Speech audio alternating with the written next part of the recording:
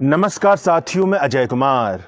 नीतीश कुमार ने बिहार के साथ क्या किया, लालू प्रसाद यादव ने बिहार के साथ क्या किया, इस तरह की बातचीत का अब दौर शुरू हो चुका है, क्योंकि वोट की ताकत से बिहार में सरकार बनाने और सरकार गिराने यानी विधानसभा चुनाव का समय आने वाला है। बिहारी ब्रदर्स के लेखक संकर्षण ठाकुर अपनी किताब की भूमिका में लिखते हैं कि 1/4 शताब्दी से लालू प्रसाद यादव और नीतीश कुमार, इन दोनों की मंडली की अगुवाई में बिहार का भाग्य बन और बिगड़ रहा है। बिहार की राजनीति में साल 1990 से लेकर के साल 2005 तक लालू प्रसाद यादव का दबदबा रहा और साल 2005 से लेकर के अब तक नीतीश कुमार का दबदबा रहा है। लालू प्रसाद यादव और उनके परिवार की मंडली तकरीबन 20 साल से सत्ता से बाहर है। मतलब लालू प्रसाद यादव के कामकाज को जनता ने देखा, उसे सराहा, उसकी वाहवाही की और उन्हें सत्ता से बाहर भी कर दिया। जबकि पिछले तकरीबन 20 साल से नीतीश कुमार का दौर चल रहा है। इस 20 साल के दौरान नीतीश कुमार ने कभी भी केवल अपने दम पर, मतलब अपनी पार्टी के दम पर, अपनी अगुवाई की दम पर सत्ता हासिल नहीं की, बल्कि कभी लालू प्रसाद यादव के परिवार के नए नवेले मुखिया तेजस्वी यादव के साथ गठजोड़ बनाकर, जिसमें लालू यादव की बहुत बड़ी भूमिका थी, तो कभी कॉरपोरेट हिंदुत्व के गठजोड़ से चलने वाली भाजपा के साथ गठजोड़ बनाकर, जो उनके पीछे लगातार बनी रही। नीतीश कुमार बिहार की कुर्सी पर बैठे हैं, यानी पिछले 20 साल से मुख्यमंत्री के पद पर भले ही नीतीश कुमार बैठे हों, मगर उन्हें मुख्यमंत्री बनाने में भाजपा राजद सबकी भूमिका रही है। यानी सब ने कभी ना कभी किसी दौर में इन पिछले 20 सालों में सत्ता का स्वाद चखा है। प्रति व्यक्ति आमदनी सबसे जरूरी पैमाना होता है, जो यह बताता है कि किसी देश, राज्य या इलाके की सरकार का क्या हाल है। इस आधार पर बिहार के इकोनॉमिक सर्वे के मुताबिक करंट प्राइस पर बिहार की साल 2023-24 में प्रति व्यक्ति आमदनी महज 66,000 सालाना के आसपास है। 12 महीना में 66,000 और कांस्टेंट प्राइस पर महज 36,000 सालाना के आसपास है।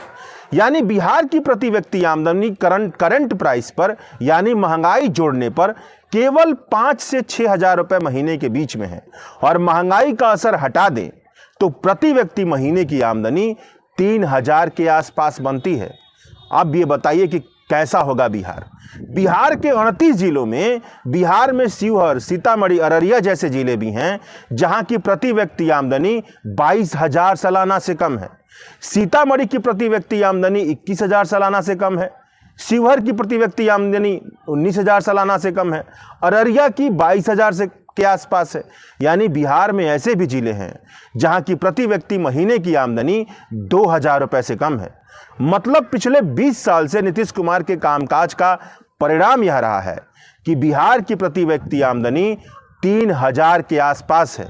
अब जहां जिस राज्य में, जिस समाज में प्रति व्यक्ति आमदनी 3,000 होगी, वहां के लोगों के बारे में सोचिए। उनके शिक्षा का क्या हाल होगा, उनके पोषण का, खाने पीने का क्या हाल होगा, उनके हेल्थ का क्या स्तर होगा, वहाँ के माहौल का क्या हाल होगा, वहाँ की राजनीति कैसी होगी, वहाँ का विचार विमर्श कैसा होगा। क्योंकि वहाँ पर भयंकर गरीबी है और भयंकर गरीबी किन तरह की चीज़ों को दावत देती है, उसके बारे में थोड़ा अंदाज़ा लगाइए। इतने गरीब समाज में जब मीडिया वाले चुनाव के वक्त जाते हैं तो इस तरह की फर्जी बदकही करते हैं कि बिहार का बच्चा बच्चा राजनीति के बारे में जानता है। यकीन ना हो तो चुनाव के वक्त मीडिया वालों की फर्जी बदकही आने वाले चुनाव में देख लीजिएगा। जबकि हकीकत यह है कि बिहार की बहुत बड़ी आबादी का हाल बदहाल है।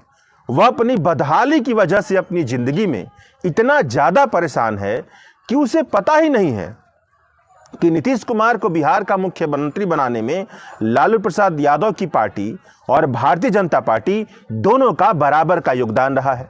अगर नीतीश कुमार गुनाहगार हैं तो ये दोनों पार्टियां भी गुनाहगार हैं। और लालू प्रसाद यादव के परिवार का दबदबा बनाने में कांग्रेस और नीतीश कुमार की पार्टी का भी योगदान रहा है।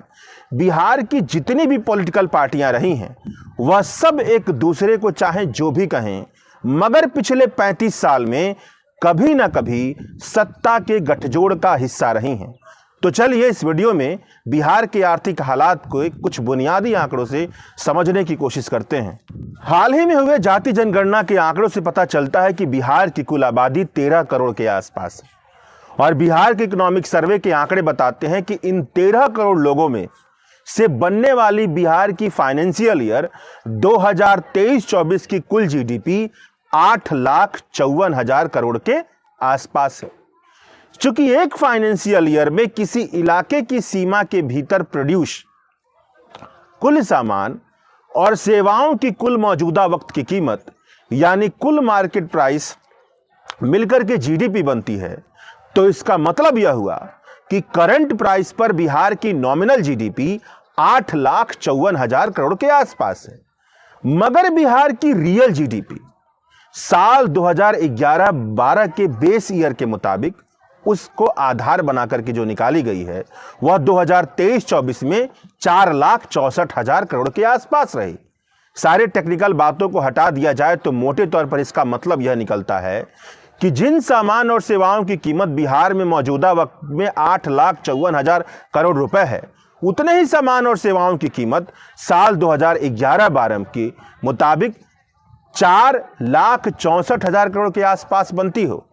यानी रियल जीडीपी का आंकड़ा महंगाई के असर को हटाने के बाद आता है और यह आंकड़ा यह भी बताता है कि जीडीपी का कितना बड़ा हिस्सा महंगाई से बन रहा है। मतलब महंगाई की वजह से जीडीपी का बहुत बड़ा गुब्बारा बना हुआ है। इस हिसाब से देखें तो बिहार की जीडीपी का तकरीबन 40 से 45% हिस्सा महंगाई से बन रहा है। जो भारत का हाल है वही बिहार का हाल है, महंगाई के असर से बना है। एकदम साधारण भाषा में यह समझिए कि बिहार में जो शर्ट आज 140 रुपए मिल रही है वही शर्ट साल 2011-12 में 100 रुपए में मिलती होगी। मतलब भले ही जीडीपी बढ़ते दिखाई दे रही है मगर वह प्रोडक्शन की वजह से नहीं, महंगाई की वजह से बहुत ज़्यादा बढ़ी हुई है। जो 40% से ज़्यादा हिस्सा है वह महंगाई की वजह से बढ़ रहा है। बिहार में रोजगार में लगी कुल आबादी का तकरीबन 54% हिस्सा प्राइमरी सेक्टर यानी कि एग्रीकल्चर से जुड़े कामों में लगा हुआ है। 54% हिस्सा केवल खेती किसानी में लगा हुआ है, जबकि जो सारे अर्थशास्त्री वह कहते हैं कि मैन्युफैक्चरिंग सेक्टर में ज़्यादा हिस्सा काम करना चाहिए। यहाँ से आधी से ज़्यादा आबादी किसमें लगी है तो एग्रीकल्चर सेक्टर में। और बिहार की आबादी का 75% हिस्सा खेती किसानी पर निर्भर है। यानी कि इस 75% हिस्से से अगर आप खेती किसानी हटा दीजिए तो वह सड़क पर चले आएंगे। मगर बिहार के कुल जीडीपी में इनकी हिस्सेदारी महज 19% है। यानी बिहार की बहुत बड़ी आबादी खेती किसानी कर तो रही है मगर उनका आउटपुट बहुत ही ज्यादा कम है। यही हाल भारत का और यही हाल बिहार का है। आंकड़े साफ बता रहे हैं कि जहां पर रोजगार की 54% आबादी लगी हुई है उनका आउटपुट 19% का है। यानी बिहार में खेती किसानी तो बहुत बड़ी आबादी कर रही है मगर उनमें ज्यादातर का मेहनत से कोई नतीजा नहीं निकल रहा है। उनका मेहनत जीरो चला जा रहा है, उनके मेहनत का जीरो आउटपुट निकल रहा है। यही वजह है कि 54% आबादी लगी है मगर हिस्सेदारी 19% है। खेती किसानी के हाल को आप इस आंकड़े से भी समझिए कि इकोनॉमिक सर्वे के मुताबिक यह आंकड़ा निकल के आ रहा है कि 2015-16 में बिहार की कुल 16,412 जोतों में 14,970 जोत का आकार 1 हेक्टेयर से कम है।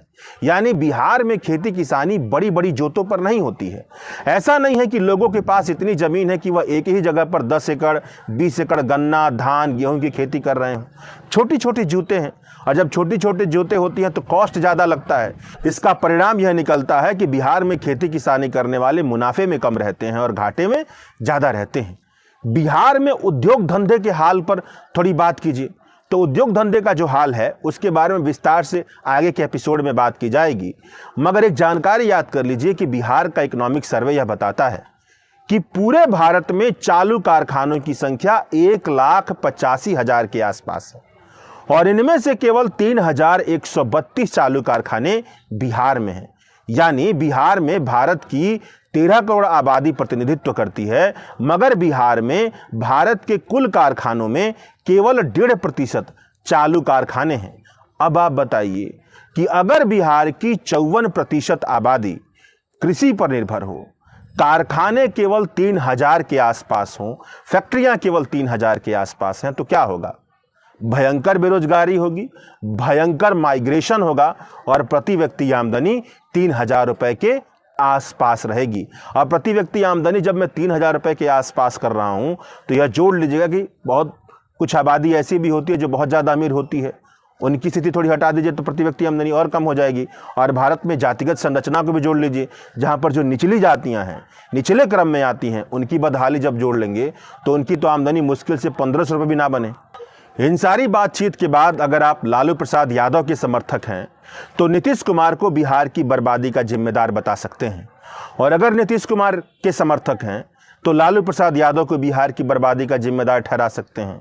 मगर असल बात तो यह है कि अगर प्रति व्यक्ति आमदनी महज 3000 रुपये महीने के आसपास ठहरती है, और वैसे समाज में जहां पर घनघोर किस्म की जातिगत विषमताएं हैं, जातिगत भेदभाव है, तो इसका मतलब यह बनता है कि वहां का पूरा पॉलिटिकल कल्चर उस समाज के लिए दोषी है, बिहार के लिए दोषी है।